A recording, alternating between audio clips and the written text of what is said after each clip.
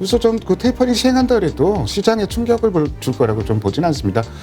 그런 대형주 중에서는 SDI를 저는 다시 한번 이제 보자. 삼성 SDI. 예, 정말로 집중되는 수급이 집중되는 쪽으로 기아를 매매하는 게 맞아요. 매매를 한다면. 메타버스 관련해서는 이 두 가지 전략이 되겠죠. 하나는 직접 메타버스 관련해서는 돈 버는 회사, 그리고 광의의 메타버스 관련해서는 ETF에 지금 편입이 되어 있는 종목들.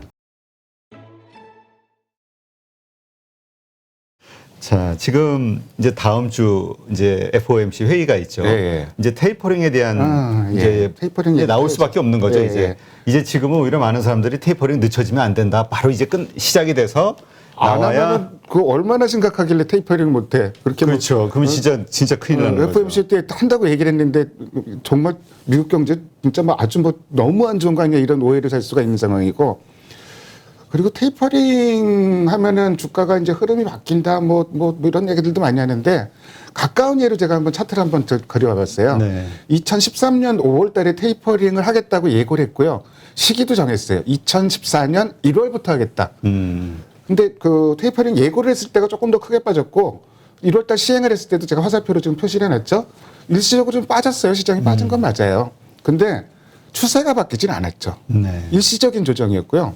근데 이게 사람이 이제 학습 효과라는 게 참 무서운 게 봐라 2014년 14년 뭐 테이퍼링 했는데 시장 빠졌냐? 추세 안 바뀌었다. 그리고 이번에 지금 테이퍼링 예고를 했잖아요.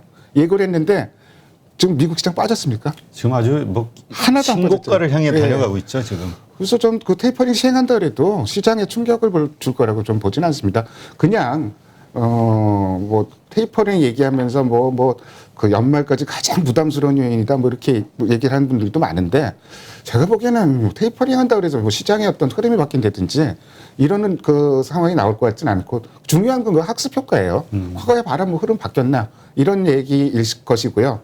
또 한 가지 이제 그 덧붙여서 보는 게 그렇다 이게 이제 그 테이퍼링은 아마 11월에 시행해서 7월 정도 마무리가 될 것 같아요.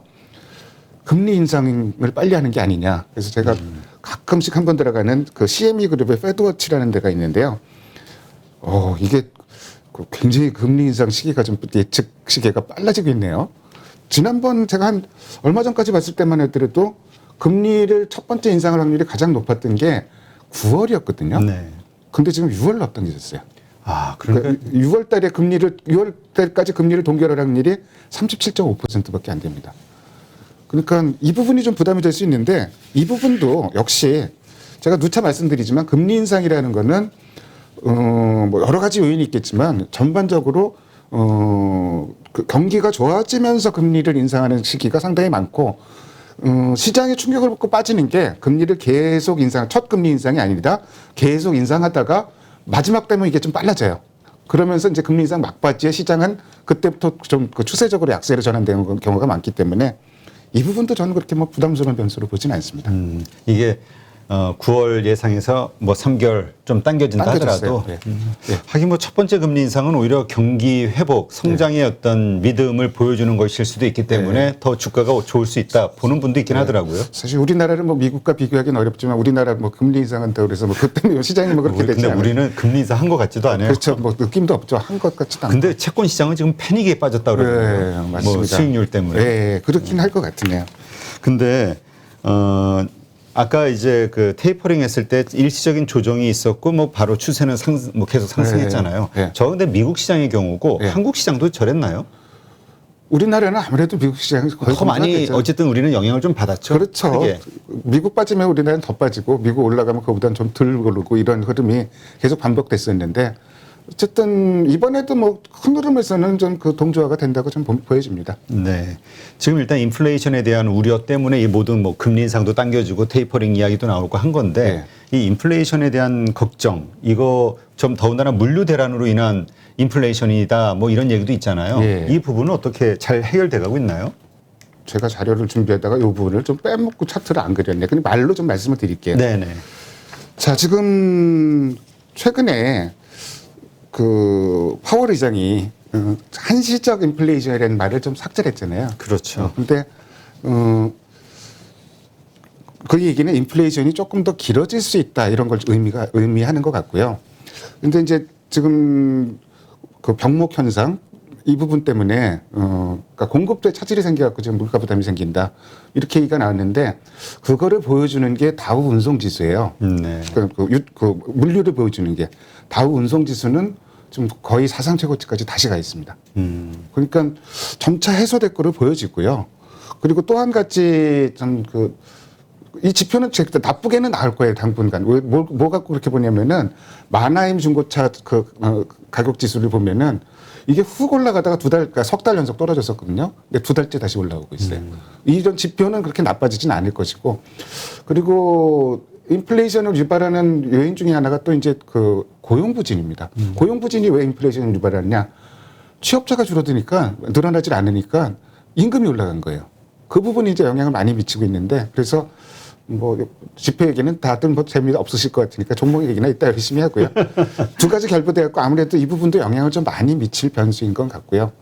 또 이제, 취업자 수가 늘어날 것이라고 굉장히 긍정적으로 낙관하는 데서는 이런 얘기를 해요. 그러니까, 미국에 이제 실업급여를 주는데, 정부에서 주는데, 주에서 주는데 정부에서 추가로 더 줬었잖아요. 그게 이제 끝났어요. 그리고 취업하면 취업 장려금을 주는 상황이기 때문에 취업자 수는 회복될 것이다 이렇게 보는데 반면에 코로나로 인해서 좀 노령 인구가 많이 돌아가셨대요. 네. 노령 인구가 돌아가시면은 왜 취업이 안 되느냐? 애 봐줄 사람이 없답니다. 아, 또 그런 문제가 네, 있네요. 그런 문제가 좀 있고 그래서 굉장히 좀 혼란스러운 상황이고 지금 2달 연속 취업자 수는 예상보다 굉장히 못 나왔어요. 그러니까 쇼크가 2달 동안 나왔는데 그러면서 전망치도 점점 낮아지고는 있어요. 근데 어쨌든 이 두 가지도 시장에는 좀 영향을 많이 미칠 변수 같은데 근데 저는 인플레이션 갖고는 이렇게 좀 표현을 합니다. 예상보다 좀 길어질 수 있는데 시장은 이미 인플레이션에 익숙해지고 있다.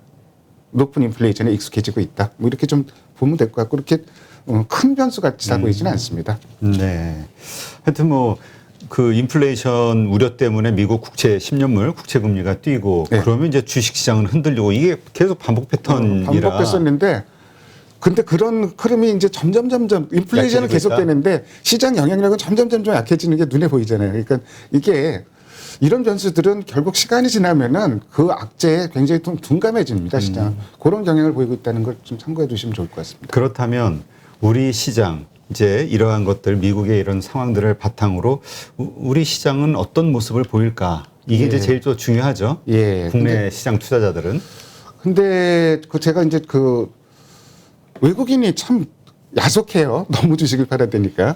그러니까 올해 들어서 거의 한 2달 정도 빼고선 매달 주식을 지금 이렇게 팔아대고 있는데 그래서 외국인이 지금 시장에서 차지하는 시가총액 비중이 어느 정도 되는가를 장기적으로 제가 한번 찾아봤어요. 2010년부터 한번 찾아갖고 좀 그래프를 그려왔는데 대략 32% 차트를 잠깐 볼까요? 32% 초반 정도 이 빨간 선도 제가 밑줄로 쫙 꺼놨잖아요. 네. 이 정도가 거의 바닥이었죠. 거기까지 와 있어요 지금. 그러니까 주식은 거의 팔 만큼 팔 게 아닌가. 그리고 3,000포인트에서 3,100포인트 요 사이에는 시장이 왔다 갔다 할 수밖에 없고 그 밑에는 매물 부담이 굉장히 좀 가벼워요. 그래서 3,000포인트 깨지고 이런다 그래도 거기까지 올라오는 건 쉬워요. 근데 문제는 3,100포인트부터는 매물 저항이 굉장히 강하게 시작된다는 거죠. 그래서 전체적으로 외국인이 팔 만큼 팔았다. 그리고 외국인 시가총액 비중도 이렇게 낮고 그리고 무엇보다도 지금 7, 8, 9, 10 넉 달째 음봉이 나왔잖아요. 그러니까 낙폭과대가 어찌 보면 가장 큰 호재일 수 있어요. 기아니 사실은 하이닉스도 지금 주가가 올라간 게 사상 최대 실적 때문에 올라간 게 아니라 컨퍼런스 코리아인데 실적 발표 끝나고 시장이 걱정하는 것만큼 4분기도 그렇게 나쁘진 않고 내년 1분기도 그렇게 나쁘진 않다 이렇게 얘기를 했거든요. 그래서 미국의 반도체 주식도 올라가고 그래서 SK 하이닉스 그리고 저는 기아는 그냥 조금씩 계속 사모으는 주식이라고 계속 얘기를 하고 있는데 기아는 실적 발표하고 또 올라왔던 종목이고 이렇게 보면은 그런 종목들이 좀 살 자리가 좀 있지 않을까. 그리고 그런 대형주 중에서는 이따가 말씀을 드리겠지만 SDI를 저는 다시 한번 이제 보자. 삼성 SDI. 예, 올라갔다 지금 확 밀렸거든요. 근데 지금 바닥치고 좀 올라가는 모습인데 그 얘기도 조금 이따가 이제 자세히 한번 좀 말씀을 드릴게요. 네. 자동차주 가운데서는 그런 대로 이렇게 지키는데 현대모비스가 오늘 상당히 많이 빠졌어요. 네. 예, 실적의 목표 주가들을 전부 하향하면서. 모비스는 실적이 항상 기대치보다 좀 안 나오고 컨센서스도 항상 좀 내려가는 경향이 있어요. 시간이 지나면은. 그리고 현대차도 지금은 기아랑 다르게 움직여요. 그러니까 기아만 좀 유달리 좀 다르게 움직이는 것 같고요. 흐름이 강한 것 같아요. 예, 그래서 조금 그러니까 어제 같은 경우도 외국인이나 기관이나 군수장비 업종을 어제 매수를 했거든요. 근데 전체 매수 금액보다 기아 매수한 금액이 더 커요. 외국인이고 기관이고. 그러니까 이게 업종 내에서도 굉장히 한 종목으로 쏠린다는 거. 투자하시는 분들도 그러니까 기아 올라가니까 현대차도 올라가겠지. 기아는 올라가는데 현대차는 빠지네. 이렇게 매매할 게 아니고 정말로 수급이 집중되는 쪽으로 기아를 매매하는 게 맞아요. 매매를 한다면. 보통 예전에는 기아 좀 오르면은 현대 아니면 현대가 오르면 기아. 그렇죠. 그다음에 현대모비스 네. 순서대로 올 거라고 다 생각을 하잖아요. 그렇게 움직이질 않으니까요. 그 부분은 지금 흐름 자체가 좀 두 글자로 표현하면은 쏠림 또 조금 거기 앞에 수식을 붙이면은 과도한 쏠림 이게 좀 나타나는 시장이라는 거 이런 흐름을 알고 시장에 대처해야 될 것 같습니다. 네, 이러한 흐름 이게 좀 비정상적인 상황이잖아요. 네. 이게 언제까지 갈까요? 글쎄, 그러니까 저는 이런 표현을 하는데요. 지금 코스닥도 잠깐 제가 거래 분포를 한번 줘볼게요. 8월 달부터 거래 분포를 보면은 1000포인트 밑에서부터 대략 960포인트 여기까지는 거래 비중이 없어요. 거래 없이 확 빠졌다는 얘기, 여기서 거래가 안 이루어졌다는 얘기거든요. 그러니까 코스닥에 1000포인트가 빠지더라도 밑으로 내려간다고 해도 1000포인트까지는 쉽게 갈 수 있어요. 그러니까 지금 그런 흐름인데 제가 여기서 장 표현하면서 뭔가 이렇게 툭 밀어도 시장은 더 올라갈 수 있는 시장인데 이거 밀 힘이 없다고. 그러니까 그 얘기는 무슨 얘기냐면은 코스닥 시장은 1020포인트까지는 그렇게 매물 부담은 없어요. 그리고 코스피 같은 경우는 3100까지는 매물 부담이 없는데 근데 결국은 매물 부담이 없다는 얘기는 조그만 계기만 지어주면 거기까지는 간다는 얘기거든요. 그래서 저는 11월 시장에서 뭐 코스피 3100포인트, 코스닥 1020포인트 정도까지는 충분히 시도를 할 것이다. 뭐 이렇게 좀 보여지고 뭐 그렇다면은 그 중에서도 그러면서도 또 이제 뭐 가는 종목만 또 가는 흐름이 나타날 가능성이 많으니까 대형주 중에서도 잘 종목을 골라야 되겠죠. 그러면 어떤 종목을 잘 골라야 될까요? 어떤 섹터, 어떤 주식? 제가 먼저 골라온 섹터는 메타버스인데요. 네. 메타버스를 두 가지 맥락에서 봐야 됩니다. 그러니까 우선 메타버스 고유의 종목들로 봐야 돼요.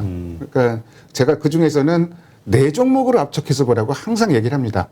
그 네 종목이라는 게 뭐 어떤 종목의 종목이냐면 위지익 스튜디오 같은 종목은 이게 참 희한하게 증권사에서 이런 종목들 리포트를 내죠. 근데 목표가를 제시를 안 합니다. NR이라고 하죠. 예? 왜냐면 기본적으로 펀더멘탈 생각할 수 있는 수치 이상을 넘어버렸으니까. 그렇죠. 그러니까 나는 목표 주가는 제시를 못하겠다. 그래서 not rated 이렇게 하는데 위지익 스튜디오는 한 증권사에서 목표가를 냈어요. 아, 그래요? 목표가를 낸 이유가 뭐냐면은 올해 지금 실적이 어마어마하게 좋아지는 거예요. 이미 올해 이제 눈으로는 실적이 좋아지는 게 보이고 자회사도 실적 좋아지고 이러다니까 목표가를 제시를 했는데 주가는 지금 목표가 밑에예요. 그러니까 제가 아까 다른 쪽 얘기하면서도 확실하게 이제 위드 코로나를 얘기하면서도 확실하게 돈을 벌게 보이는 종목으로 압축을 해라 이렇게 말씀드렸잖아요. 돈 벌게 보이는 종목들이 두 종목 정도 특수 효과를 한다든지 아니면 버추얼 수치들을 갖고 있다든지 이런 종목은 내년에 대단한 턴어라운드가 이루어질 것으로 많이 전망을 하고 있습니다. 거기다 플러스 맥스트라는 종목 이제 올해 상장한 종목이죠. 이 종목은 AR 관련해서는 국내 독보적인데 이게 이제 장비도 보급이 많이 돼야 되고 근데 그렇게 된다 그러면은 실적이 어마어마하게 좋아질 회사로 꼽히고 있어요. 근데 이쪽 관련해서는 종목들이 너무너무 많았어요. 메타버스 관련주라면은 어떻게 찾아보면은 인터넷 찾아보면 한 20종목 나옵니다. 근데 지금은 이 네 종목만 움직입니다. 수급도 이 네 종목 안에서만 움직입니다. 핵심. 예. 그러니까 굉장히 좁혀서 봐야 되는데 핵심은 올해 지금 돈을 벌고 있거나 이미 벌고 있거나 내년 당장 먼 2, 3년이 아니고 내년에 당장 돈을 들어오로 해서 예를 들어서 보면은 자이언트 스택 같은 종목이요.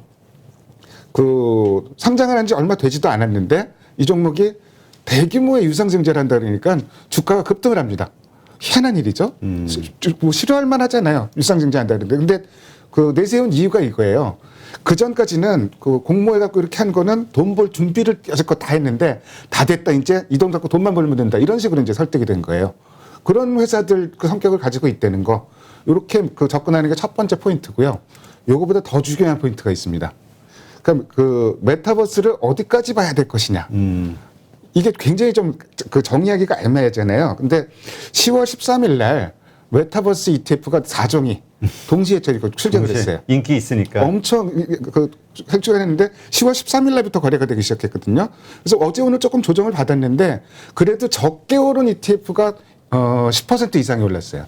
그 짧은 기간 동안에. 많이 올라간 거는 뭐 최고 20%까지 올라갔다가 지금 17, 8% 정도 올라갔고.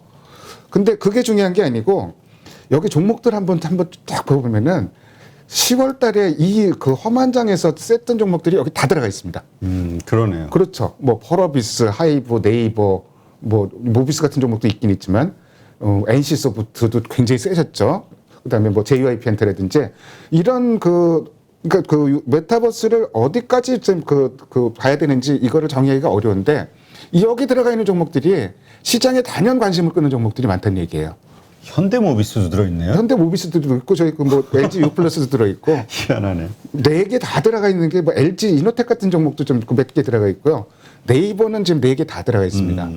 그래서 네이버 같은 종목도 그래서 저는 뭐 그 카카오 네이버 갖고 이제 뭐 그 바닥에서는 좀 올라왔는데 워낙 급락했다가 팔지 마시라 조금 더 두고 보시라는 말씀을 좀 10월 달에 계속 드렸었는데 이런 맥락에서 보시면 돼요. 그러니까 어찌 보면은 이 안에 추천 종목이 들어있다 그래도 좀 과언이 아니에요. 그러니까 이 종목들 중에서 또 이런 생각을 할 수가 있어요.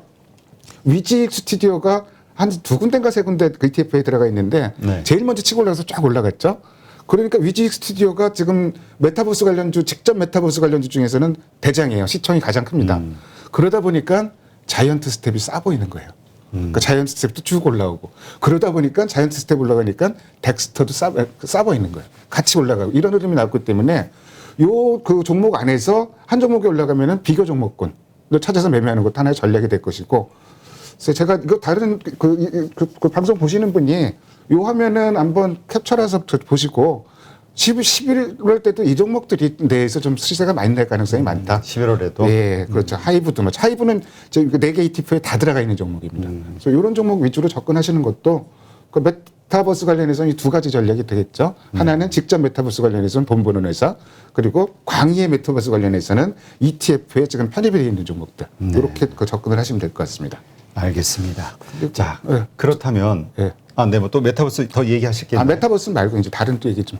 또 어떤 쪽인가요? 이게 이제 그 SMR이라고 소형원전 관련주도 소형원전. 11월 달에 제가 올라가 있는 섹터로 좀 보고 있어요. 이게 이제 무슨 맥락이냐면요.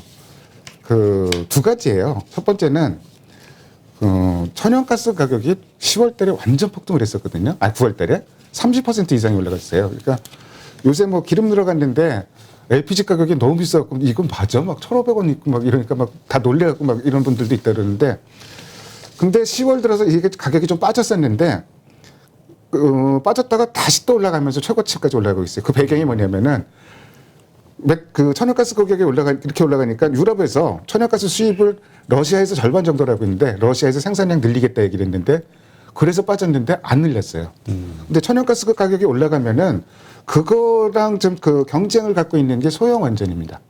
그 소형 모듈 원전이고 두 번째로 탄소 중립까지 가려고 하면은 지금 태양광하고 풍력이나 이런 거 갖고는 안 된다는 얘기죠. 근데 이렇게 생각하시는 분들이 많아요. 그러니까 그 소형 원전 그러면은 소형 모듈 원전이라면은 원전 그거 다 반대했었는데 갑자기 왜 이쪽으로 돌아가냐 이런 얘기를 할 수가 있잖아요. 유럽 쪽에서 근데 이쪽을 들고 나옵니다. 이게 왜 들고 나오냐면은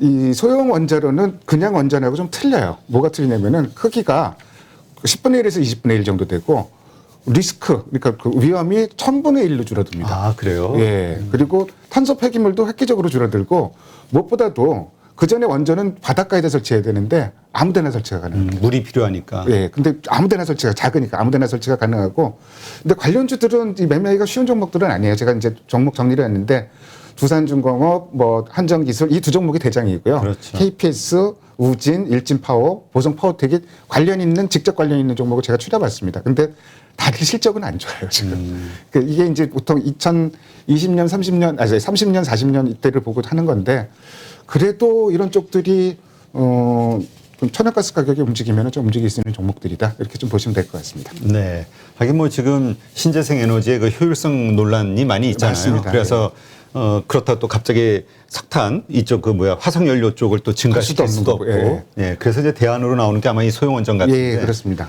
네. 하여튼 모든 흐름은 어쨌든 유럽에서 어떻게 이건 친환경으로 하냐 마냐 가지고 논란이 있잖아요. 이거를 친환경으로 지금 유럽에서는 적극 밀고 있어요. 예. 그 결론이 나면 이제 또 확 또 달라질 것 같은. 기후회의 이번에 어디서 하는데 대표적으로 했는데 거기서도 이게 화두가 되고 있어요. SMR. 그래서 이 부분도 11월 중에 좀 부각될 수 있는 섹터다 이렇게 보시면 될 것 같습니다. 네, 알겠습니다.